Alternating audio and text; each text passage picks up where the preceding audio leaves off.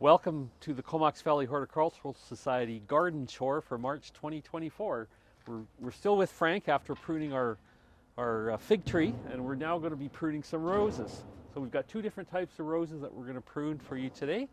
And Frank, I'll let you take over. Okay, so roses, timing. Traditionally, they say the time to prune rose is when the forsythia is blooming. Yep. And if you took your camera and looked down the street, you'd be able to see a few yellow bunches of forsythia. So the time is right according to the old wives' tales. And it generally works pretty good here. I don't know if it works everywhere, but in this area, I would say forsythia is pretty decent indicator that it's time to prune your roses.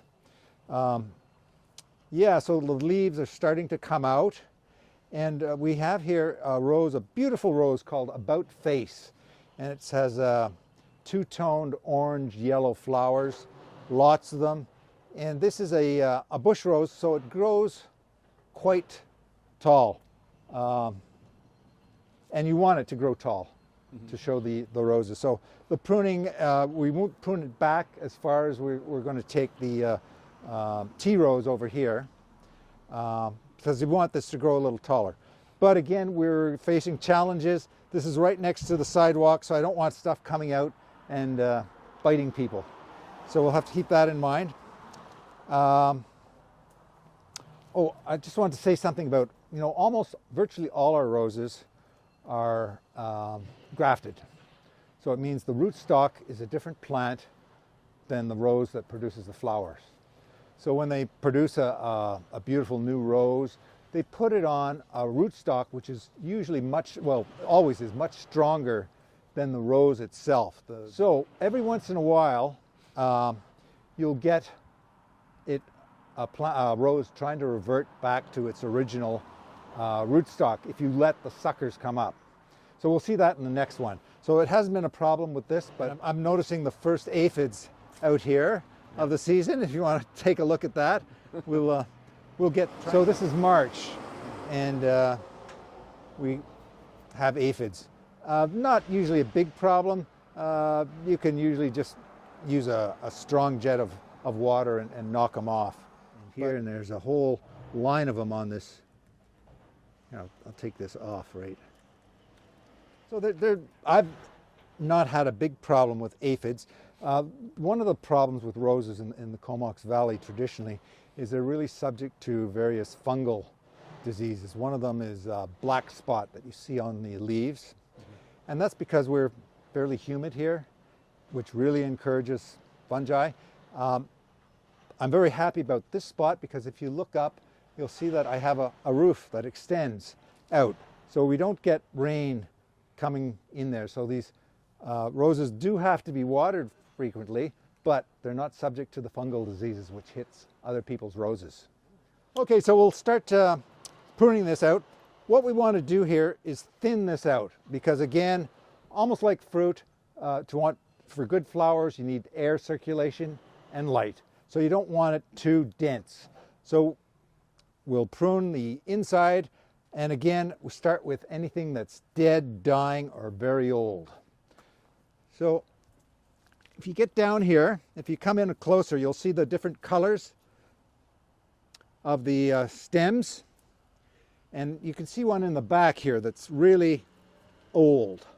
And so we're going to take those out to keep this tree, this shrub, young and vigorous. So this is by far the oldest stem that I can see, and I'll cut it out here and show you.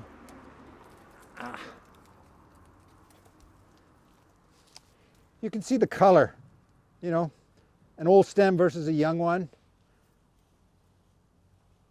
See how faded it is? Yes. So that can go right away. And these are sharp, so again, remember to wear your gloves if you're doing this.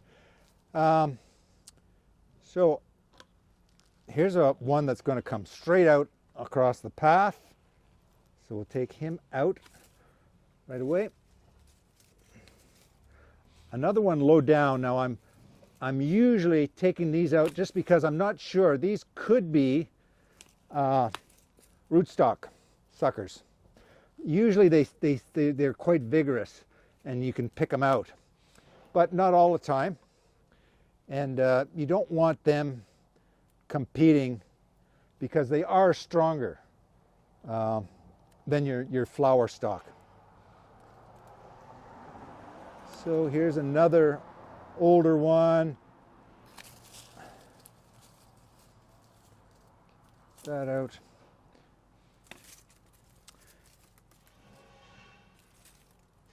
So you can see that the leaves are already coming out here. So it's a great time to prune. They haven't gotten too far advanced, but energy is going, the system's starting to wake up after our winter, and things are moving. So they'll heal better, heal faster. Okay, so I want to get some of these stuff right in the center out. Oh, here's one that was cut already. I'm not sure how or why. Oh, just a little thing that I forgot to say is that while this is the best time for doing your big pruning, it's always good to prune back a little bit in the fall. And especially this tree is going to be that high, this bush. So it's at that height, it's subject to wind damage and snow damage, and you want to control the cut and not let Mother Nature break it off. So just cut it, I've cut this down to, from that height to that height for overwintering. So that was done in the fall. And that's always a good thing to do to keep your trees safe over the winter. Okay, so I'm trying to get some of the stuff out right from the center. I see this guy. This guy's sort of poking off in a funny direction. Take him out. Oops.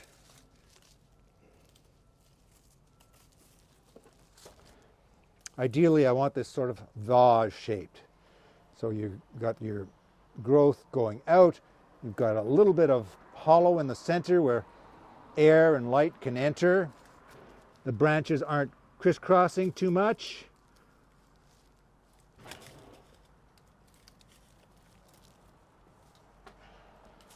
And as far as number, sometimes they say they give a number of stems you should have, and I think it's usually they say between 7 and 10, depending on the size of your tree. But so we've got here 1, 2, 3, 4, 5, 6, 7, 8. So we can take a bit more out and take.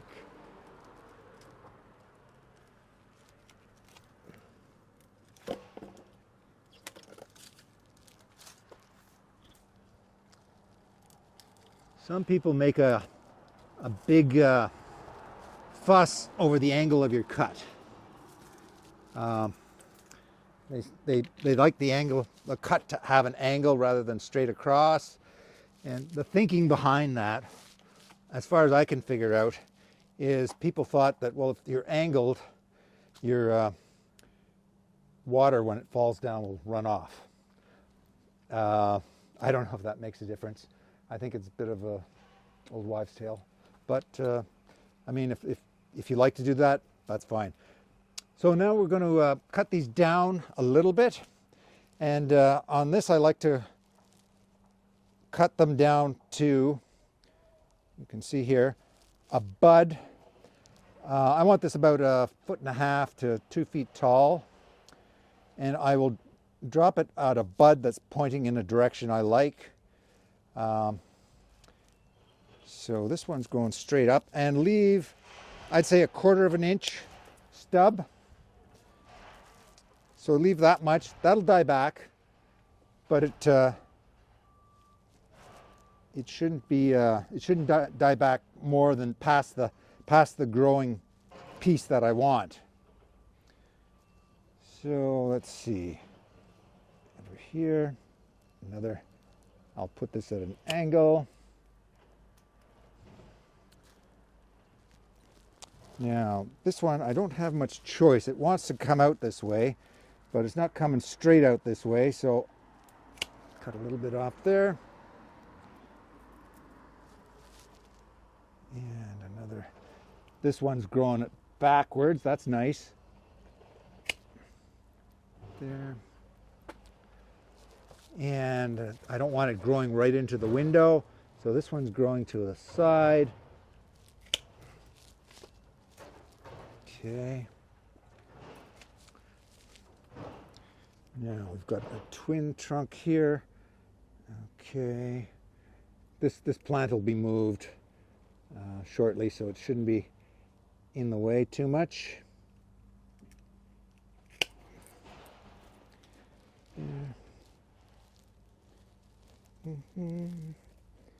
Now this guy's right on the ground. He's not doing anybody any good.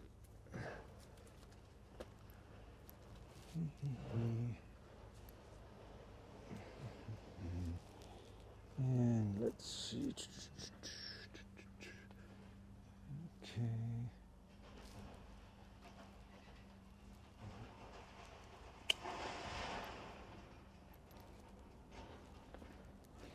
Taking some of these weaker crossing stems off. Like this.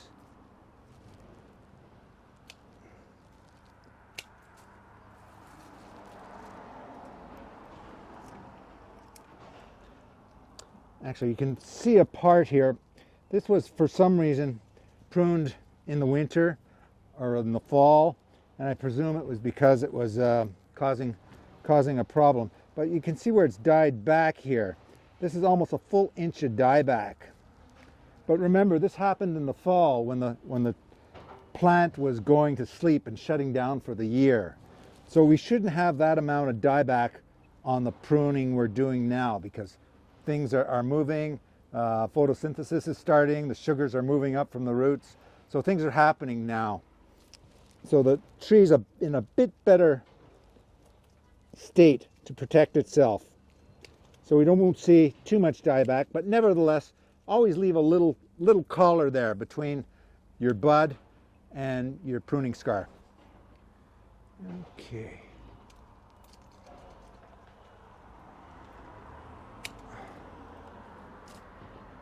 And one last one. Okay. So this is a big rose, and so I haven't cut it down that much.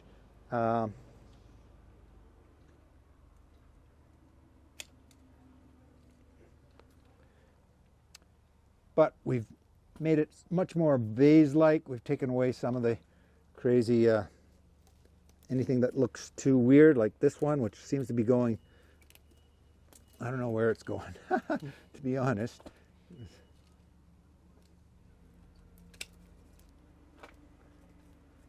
Going through the window. Okay, so that's about as far as I want to take this. Let's see, I'll take this one back a little bit. If I can find a bud. Oh, there we go. Okay. So 1, 2, 3, 4, 5, 6, 7, 8. So I've left 8 or 9 stems. I've opened it up considerably. And the only other thing I'll do now is I'm going to give this a little bit of soil amendment. I've got some sea soil and a little bit of fertilizer. Now, I didn't have the quote rose fertilizer, but I have just a general 686. And at this time, you're not worried about the blooms forming. So when it gets a little later, maybe you want to give it a more specialized fertilizer that will aid the blooms rather than the general growth. So that first number, the nitrogen, you want that much lower, and the last 2 numbers higher. But that's a month or 2 ahead before it starts really forming. So Frank, blossoms. that was quite a bit you cut off. Now, Yeah. would you be doing that every year in the spring? For this tree, yeah. Okay. Yeah, pretty much. So yeah, that's yeah. quite a bit of growth That's a again. healthy tree. That's a really healthy tree. Now the next tree next rose we look at is not nearly as vigorous and as healthy as that. Okay. So we'll be taking out far less. Okay. Yep. Well, let's have a look at that one. Okay. Well, our next rose is a shrub rose. It's called Blue Moon, and it's a hybrid tea rose. quite a bit smaller than the fellow we just pruned. And I mentioned that all the roses, for the most part, there's one that are on different rootstock than the rose above that produces the flower. So when you first buy the rose from the flower store or garden center, it's very easy to see where the pruning is done. You'll have a pruning cut and you'll have a stem coming out. But after 10 or 20 years, that bottom grows considerably, and it's almost impossible to see exactly where the graft was. So when you can see the graft, you know anything below the graft has got to go. But in this case, it's been many years since I could see where the graft was. But I do know where the rootstock is coming up, and it comes up the same place every year on this side of the rose. And I'm not sure why that is, but if you let this go, and you can see here, it's a little bit more advanced. The leaves are out on this, and they're green. This is new growth from this year, and a whole bunch of other little stems are coming up. So these are all, I know these are all suckers.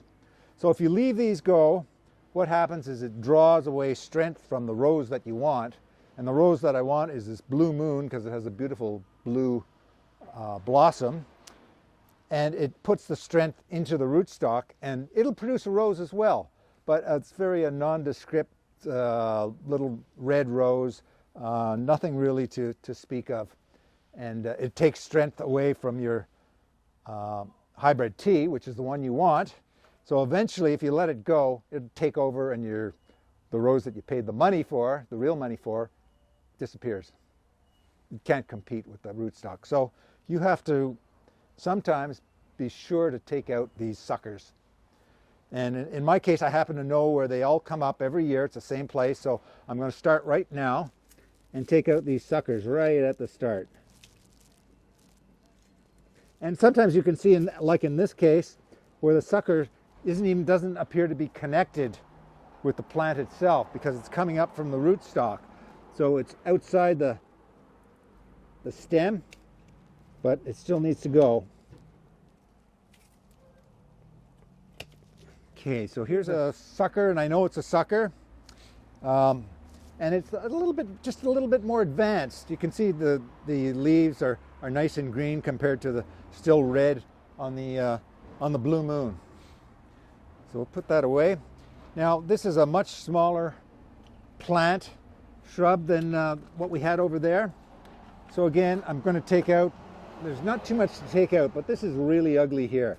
This is a little ugly piece of branch that has been pruned sometime in the past and died back, and it's just not a very nice branch that'll ever produce anything. So again, I'm concerned about branches coming out here and hitting people in the eye as they come up the stair. So I've got one here, and Do you think she wants to come down here and shoot it? one here, this one here. Okay, now we can cut back on these. We want to bring these back till maybe they're a foot high.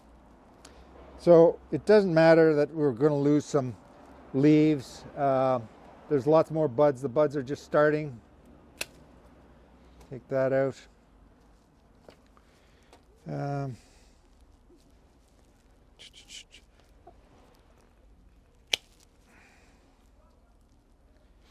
Leave that there. This is a really ugly stem coming too close to the other stem and just crossing everything. Yep. So we want to, again, like fruit, the flowers want the sun and the air if you want to get nice flowers. Now this is just gardening pruning. If you talk to a rosarian, people who raise roses, they'll give you all sorts of other rules, but their goal is to get 1 or 2 beautiful flowers. So the flowers have to be perfect. So they prune for that. I don't care if the flowers are perfect, but I would like lots of flowers. So I'm pruning with a different goal in mind. I'm the backyard gardener versus a true rosarian. Okay. Again, I'm taking out these branches here that are just crossing right in the center.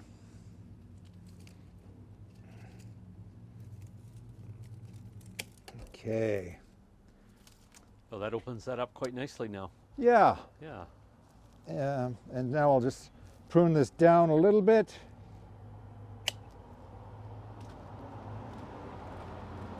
And pruning invigorates. When done at the right time, it invigorates the growth. So it's not, you know, people look, oh, you're hurting the poor plant. No, you're stimulating the plant to grow even better and in the way that you want it to grow. So all these branches that are starting on the inside here and coming out, those are ones I'm taking off.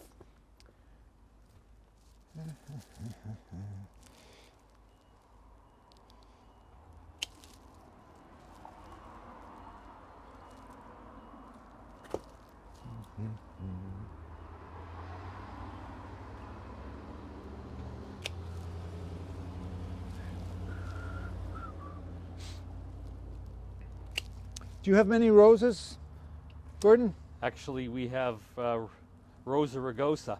That's the Ah, only roses we have. And we Rugosa, love okay. them. Yes. Yeah. Now that's an interesting rose because that's an exception. That's a rose that's true to its roots. Yes. And it's a tough as nails rose for people who want to get started. But be warned, it's got prickles like mega prickles, It right? does, yeah. Yeah. Sometimes I've seen the highways use them in the medians where I guess they don't want people walking or whatever. We like it because it fills up a nice spot in front of our back of the house. Yeah. And it's Makes a got shrub. Beautiful, yeah, they're shrubs, beautiful white flowers with gorgeous scent in the summertime. And they bloom all summer. You just, you know, once they're over, you just cut them off and they re-bloom all summer long. It's just wonderful.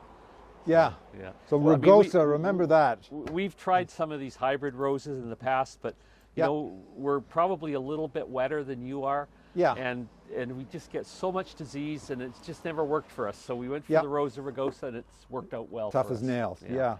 Yeah, you have to work with what you have. Now here I've got a pretty good spot for roses because I've got the cover, so it's not getting too much rain, and south is there, so it's getting lots of sunlight. So this works good for roses for me. But you know, if you don't have those good conditions, you're continually fighting fungal disease and spraying fungicides, and some years you get some nice flowers, other years nothing. Nothing. Yep. So yeah, We see got what too much works else for to you. do in the yard, so it's Yeah. Okay, now we've got some stuff here growing into the window, shading my tomato plants that are starting inside.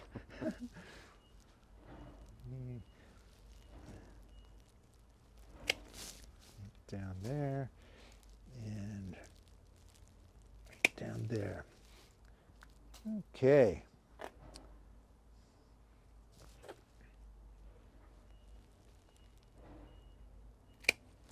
So some of you might be saying, oh, well, he's taken off most of the leaves. There are still lots and lots of buds which are going to come back and turn into leaves. So I'm not worried about, you know, stuff like here. You know, I've taken off the leaves, but there's a nice bud there. It'll come out. We're still early. So are these leaves holdovers from last year? Yes. Okay. Yeah. So they wouldn't necessarily be photosynthesizing so much? Well, they may be, but to a very, very small extent. Yeah. Yeah. So not really doing much for the plant. No, they're not doing much at all. Okay. So there we are. We've opened it up, and hopefully we'll have another good year. But I wanted to show you something here. You may say, well, why you got those pieces of wood there? And there's a reason for everything here.